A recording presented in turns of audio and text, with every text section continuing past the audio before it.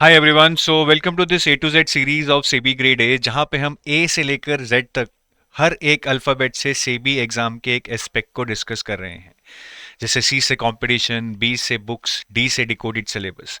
तो आज हम ए से ऑल अबाउट सेबी ग्रेड ए में, ठीक है, एलिजिबिलिटी को डिस्कस करेंगे। तो सेबी ग्रेड ए की एलिजिबिलिटी को लेकर लोगों को काफ़ी डाउट होते हैं कि क्या कोई एक्सपीरियंस चाहिए या नहीं, नंबर ऑफ अटेम्प्ट्स क्या है, क्या कोई मिनिमम परसेंटेज मार्क्स चाहिए या नहीं, क्या डिस्टेंस एजुकेशन वैलिड है या नहीं, क्या फाइनल ईयर स्टूडेंट्स वाले एग्जाम दे सकते हैं या नहीं। ये सारी चीज़ें आपको इस वीडियो के थ्रू क्लियर हो जाएंगी। आगे जाने से पहले मैं आपको सेबी ग्रेड ए की फ्री गाइड बुक के बारे में बताना चाहूँगा। So we have this special guide for you which is free of cost. आप इसको वीडियो में दिए गए डिस्क्रिप्शन में दिए गए लिंक पे जाकर क्लिक कर कर बहुत आसानी से डाउनलोड कर सकते हैं at zero cost. But download क्यों करें? देखिए, एक तो इसमें आपको सेबी से रिलेटेड सारी इन्फॉर्मेशन मिल जाएगी, जैसे कि salary, promotions, hierarchy, departments, office location, सब कुछ। और एग्जाम प्रिपरेशन के रिलेटेड जो तीन इंपॉर्टेंट चीज़ें होती हैं, पीवाईक्यूज मिल जाएंगे, डिकोडेड सिलेबस मिल जाएगा, और फ्री रिसोर्सेज जो हमारी तरफ से रिकमेंडेड हैं, आप सीबी की प्रिपरेशन में यूज कर सकते हैं। तो आज ही आप इसको डाउनलोड कीजिए at zero cost. The link is in the description of this video. अब एलिजिबिलिटी की अगर हम बात करें, ठीक है, तो मैं चार पैरामीटर्स पे एलिजिबिलिटी डिस्कस करूंगा: age, education, experience and number of attempts. सबसे पहले एज पे डिस्कस करते हैं। सबसे प्यारी चीज़, अच्छी चीज़ यह है कि सेबी बोलती है कि सेबी में कोई भी मिनिमम एज की रिक्वायरमेंट नहीं है। ठीक है, तो आप 21 साल के हैं, 20 साल के हैं, अगर आप सारी एलिजिबिलिटी कंडीशंस को क्लियर करते हैं तो minimum age is not a blocker for you to be eligible for SEBI grade A. But maximum age पे है, आपकी एज 30 साल से ज़्यादा नहीं होनी चाहिए। अभी जो रिसेंट सेबी का नोटिफिकेशन आया है उसमें ये एज डेट सितंबर 30 2025 कट ऑफ डेट रखी गई है कि इस दिन अगर आप 30 साल से ऊपर निकल चुके हैं तो आप एलिजिबल नहीं है। ठीक है, ये कट ऑफ डेट हर साल चेंज होती है जी। जर्नली जिस मंथ में नोटिफिकेशन आता है तो प्रीवियस मंथ की लास्ट डेट होती है। तो इस साल अक्टूबर में नोटिफिकेशन आया है तो सितंबर की last date cut off date रखी गई है। तो इसका एक और मतलब और भी है कि अगर आप अक्टूबर 1 1995 को या उसके बाद बर्थ लिया है, आपने पैदा हुए हैं आप, तो आप 30 ईयर्स के ऊपर हो चुके हैं और आप एलिजिबल नहीं हैं। बाकी रिलैक्सेशन होती है एज लिमिट में: SC ST 5 ईयर्स, ठीक है, और OBC 3 ईयर्स, PWBD 10 ईयर्स।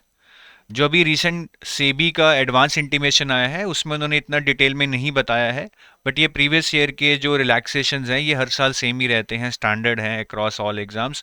तो ये सेबी में भी मिलती हैं। दूसरा पैरामीटर है जो एलिजिबिलिटी का, वो एजुकेशनल क्वालिफिकेशन की टर्म्स में है। तो एजुकेशनल क्वालिफिकेशन में दो सिनारियो हैं: या तो आपने मास्टर्स कर रखी हो या आपने बैचलर्स कर रखी हो। मास्टर्स किसी भी डोमेन में हो, history, polity, geography, finance, economics, biology, masters किसी भी डोमेन में हो, ठीक है, आप सेबी के लिए एलिजिबल हैं। कोई भी मार्क्स का क्राइटेरिया नहीं है, बस पास मार्क्स होने चाहिए, उसके बाद कोई भी मिनिमम मार्क्स का क्राइटेरिया नहीं है। कई बार लोगों ने पोस्ट ग्रेजुएट डिप्लोमा कर रखा होता है 2 साल का, जैसे PGDM फाइनेंस, PGDM मैनेजमेंट, उसको भी मास्टर्स के इक्विवेलेंट माना जाता है, तो वो लोग भी एलिजिबल होंगे। तो ये तो फर्स्ट सिनेरियो हो गया कि आपने मास्टर्स या इक्विवेलेंट डिग्री कर रखी है। दूसरा है बैचलर्स डिग्री इन लॉ या इंजीनियरिंग। सिर्फ ये दो ही फील्ड्स हैं, ये दो ही स्ट्रीम्स हैं जिनमें बैचलर्स करके आप एलिजिबल हो सकते हो। आप बोलोगे सर मैंने बीकॉम कर रखा है, नहीं, एलिजिबल नहीं हो। आपने बोला सर मैंने BSc फिजिक्स कर रखा है, नहीं, आप एलिजिबल नहीं हो। आप बोलोगे मैंने BBA कर रखा है, नहीं, आप एलिजिबल नहीं हो। बैचलर सिर्फ लॉ या इंजीनियरिंग, दो ही फील्ड वाले कंसीडर किए जाते हैं। उसके अलावा आप chartered accountant, CFA, company secretary, cost accountant हैं तो भी आप एलिजिबल हैं। और इनमें जैसे आपने CFA लेवल 1 क्लियर किए, नहीं, पूरा होना चाहिए। चार्टर्ड अकाउंटेंसी पूरी होनी चाहिए, नहीं है जी फाउंडेशन कर लिए, नहीं, पूरा जो भी चार्टर्ड अकाउंटेंट बनने के लिए, सीएफए बनने के लिए, कंपनी सेक्रेटरी या कॉस्ट अकाउंटेंट बनने के लिए जो पूरे एग्जाम्स हैं, सारे एग्जाम आपके क्लियर होने चाहिए, तभी आप, ठीक है, एलिजिबल होंगे इन 4 सिनारियोज के बेसिस पे, सीए, सीएफए, कंपनी सेक्रेटरी या कॉस्ट अकाउंटेंट। तो आई होप एजुकेशनल क्वालिफिकेशन आपको क्लियर है। क्या कोई मिनिमम मार्क्स का क्राइटेरिया है? नहीं है जी। मास्टर्स पास होनी चाहिए, बैचलर्स इन लॉ और इंजीनियरिंग पास होनी चाहिए, CA, CFA, company secretary, cost accountant pass होनी चाहिए, बस। मार्क्स जितने भी हों वो मैटर नहीं करता है। क्या फाइनल ईयर स्टूडेंट्स अप्लाई कर सकते हैं? तो अभी जो 2025 में नोटिफिकेशन आया है सेबी का, एडवांस इंटीमेशन आया है, उसमें सेबी लिखती है candidates who have appeared or will appear for their final examination as on the last date of filling online application form, कि ऑनलाइन एप्लीकेशन फॉर्म की जो भी लास्ट डेट है उस डेट तक आप एग्जाम दे चुके हो या दे दोगे, ठीक है, और आपके रिजल्ट्स चाहे बाद में आए तो आप इस प्रोसेस के लिए एलिजिबल हो, प्रोवाइडेड हाउएवर कि आप नेसेसरी डॉक्यूमेंट्स प्रोड्यूस करेंगे कि आप क्वालिफिकेशन पूरी कर चुके हैं जब आपसे मांगा जाएगा, जब आप एग्जाम क्लियर कर लेंगे, जब आपको ज्वाइन करना होगा। तो फाइनल ईयर वाले वही एलिजिबल हैं जो एग्जाम दे के बैठे हैं या last date of application form तक एग्जाम दे चुके होंगे और रिजल्ट की वेट कर रहे होंगे, वो एलिजिबल हैं। बट आपको एग्जाम पास करके ज्वाइनिंग से पहले अपनी डिग्री अपने पास रखनी होगी कि भैया मैं पास हो चुका हूं।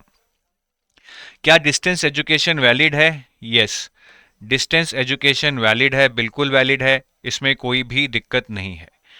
अब क्या एक्सपीरियंस चाहिए सेबी के लिए? जीरो एक्सपीरियंस चाहिए, ठीक है। एक्सपीरियंस हो तो ठीक है, काफ़ी लोगों को लगता है अच्छा रहता है, एक मैच्योरिटी भी दिखती है और सेबी को भी लगता है कि बंदा काम करके आए, but experience is not something which is desired और विच इज़ मैंडेटरी या फ्रेशर्स के अगेंस्ट बायस होता है, ऐसा कुछ भी देखने को नहीं मिला है। फ्रेशर्स भी सेबी में सेलेक्ट होते हुए देखे गए हैं।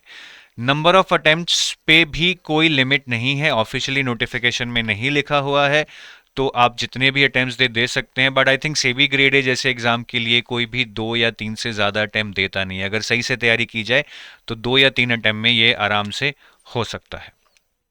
और बाकी जाने से पहले मैं आपको अपने कोर्सेज के बारे में बता देता हूँ। तो सेबी के लिए हमारे पास अगर हम बात करें तो गोल्ड कोर्स है जी, सिल्वर कोर्स है। Gold course is complete course for phase 1, 2 and interview.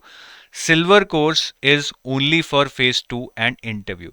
Silver course में आपको फेज 1 का पेपर 2 तो मिल जाएगा, ठीक है, क्योंकि फेज 1 का पेपर 2 फेज 2 के पेपर 2 से मैप करता है। बट सिल्वर कोर्स में आपको फेज 1 का पेपर 1 नहीं मिलेगा, जिसमें क्वांट, रीजनिंग, इंग्लिश और जीए रहती है। तो ये 2 कोर्सेज हैं। अगर आप कंप्लीट प्रिपरेशन चाहते हैं तो गोल्ड कोर्स में एनरोल कर सकते हैं। डिस्काउंट्स चलते रहते हैं, आप नीचे जाके डिस्काउंट्स देख सकते हो, ये चेंज होते रहते हैं, कूपन कोड भी यही मेंशन रहता है। सो जब भी आपका मन करे आप यहाँ आके सारी इन्फॉर्मेशन देखिए, डिस्काउंट्स देखिए, हमारे नंबर्स पे कॉल करके you can always ask for more information, more details, ठीक है जी। और ये हमारे नंबर्स हैं 8146207241, यहाँ पे आप कॉल कर सकते हैं। और ये हमारा ईमेल आईडी है hello@edutab.co.in, यहाँ पे आप ईमेल कर सकते हैं। और ये हमारी वेबसाइट है जी, edutab.in, ठीक है जी। चलिए, I take your leave, thank you, have a nice day, bye bye.